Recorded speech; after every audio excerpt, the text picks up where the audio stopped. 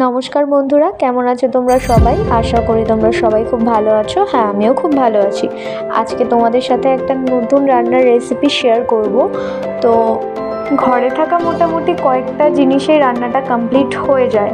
তো রান্নাটা খুব কম সময়ের মধ্যে হয়ে যায়, খেতে খুব ভালোই লাগে। আমি এর আগেও দু একবার ট্রাই করেছি, রান্নাটা ভালোই লাগে খেতে।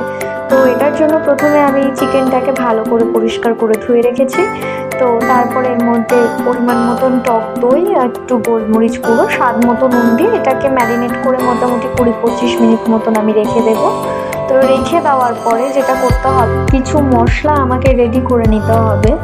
তো সেই মশলাগুলো আমি এখন রেডি করে নেবো, সেটা আমি তোমাদেরকে দেখাচ্ছি কী কী মশলা আমি এখন রেডি করব। তো আমি কয়েকটা কথাই ভিডিওর মাঝখানে বলে রাখি যে আমি নতুন ভিডিও করছি, আমার ভুল ত্রুটি অনেক কিছুই হবে, সেটা আপনারা ক্ষমার চোখে দেখবেন। আমাকে একটু সাপোর্ট করুন, আমি চেষ্টা করব, আশা করি আরও ভালো বেটার কিছু করার। তো যাই হোক, আমি আদা রসুন কাঁচা লঙ্কা ধনেপাতা এগুলো আমি পেস্ট করে নিয়েছি। এদিকে কড়াইতে তেল গরম বসিয়েও দিয়েছি। কেটে রাখা পেঁয়াজগুলো সেগুলো আমি একটু হালকা লাল লাল করে ভেজে নেব। খুব একটা লাল হবে না, মোটামুটি মিডিয়াম লাল হবে, যাতে কোনোরকম মানে খুব লাল হয়ে গেলে কি হয় যে গ্রিন কালারটা আসবে না, সে কালারটা আসবে না, যার জন্য পেঁয়াজটা হালকা ভেজে নিতে হবে।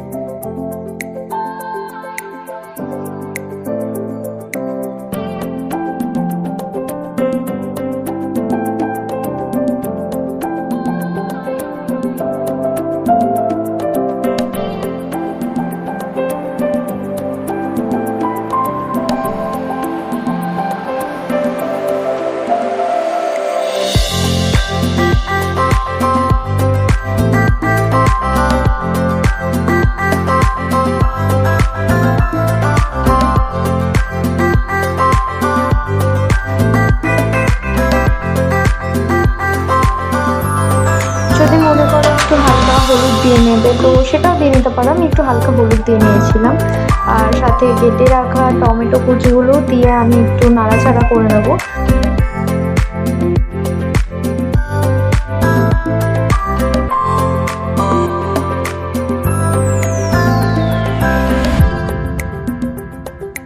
একটু নাড়াচাড়া করার পরে বেটে রাখা আদা রসুন বাটাটা আমি এখানে অ্যাড করে দিয়েছি।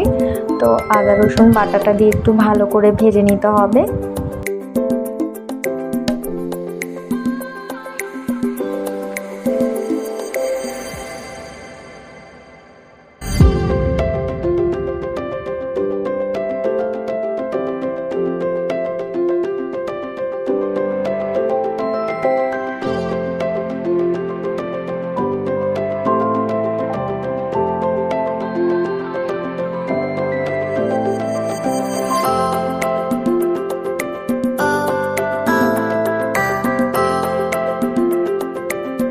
মোটামুটি এটা ভাজা আমার কমপ্লিট হয়ে গেছে। এবার চিকেনটা আমি এখানে দিয়ে দেবো।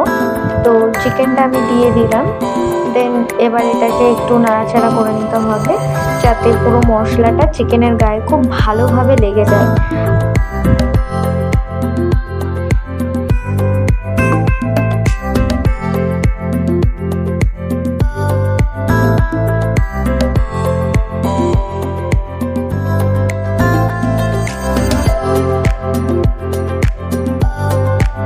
কিছুটা রান্না করে নেওয়ার পরে এবার যে আমি ধনেপাতা কাঁচা লঙ্কার পেস্টটা করে রেখেছিলাম, সেই পেস্টটা এবার আমি এখানে অ্যাড করে দেবো। তো আমি সেটা দিয়ে দিলাম, পুরোটা আমি দিইনি, আমি কিছুটা রেখে দিয়েছি, এটা পরে অ্যাড করবো বলে। তো সেটা দেওয়ার পরে এটাকে কিছুক্ষণ নাড়াচাড়া করে একটু ভালো করে রান্না করে নিতে হবে, খুব ভালো করে মেশাতে হবে।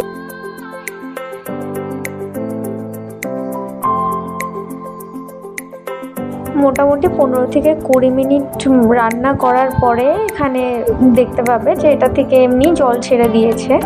তো জল ছেড়ে দেওয়ার পরে আপনারা চাইলে এক্সট্রা জলও অ্যাড করতে পারেন। বা আদারওয়াইজ আপনি এটাকে ভালো করে ঢাকা দিয়ে এটাকে একটু টানিয়ে নিতে পারেন। তো আমি এখানে এখন আপাতত জল অ্যাড করিনি। তো চিকেনটাকে আমি এইভাবে কিছুক্ষণের জন্য ছেড়ে দেবো, একটা ঢাকনা দিয়ে ঢেকে মোটামুটি কিছুক্ষণ সময়ের জন্য আমি চিকেনটা ভালো করে রান্না হতে দেবো। তো কিছুক্ষণ পরে ঢাকাটা আমি খুলে নিলাম। তো চিকেনে আমি পরে কিছুটা জল অ্যাড করেছিলাম, তো সেটা আমি দেখাতে পারিনি, তো আপনারা অ্যাড করে নিতে পারেন।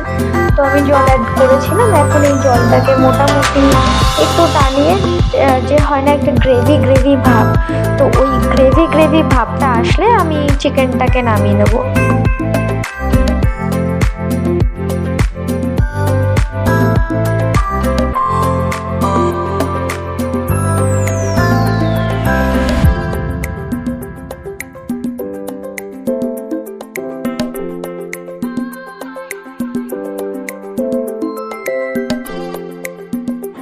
মোটামুটি আমার রান্না কমপ্লিট হয়ে গেছে। তো আমি যেরকমটা চেয়েছিলাম একটু মাখো মাখো টাইপের গ্রেভি গ্রেভি থাকবে, তো এখন হালকা একটু গরম মশলা ছিটিয়ে আমি এটাকে নামিয়ে নেব। তো আমার চিকেন রান্না মোটামুটি কমপ্লিট হয়ে গেছে। এবার এটাকে নামিয়ে একটা পাত্রে আমি রেখে দেব। তো আমার চিকেন রান্না কমপ্লিট। তো ভিডিওতে যদি কোনো রকম কোনো ভুল ত্রুটি হয়ে থাকে ক্ষমার চোখে দেখবেন। ধন্যবাদ।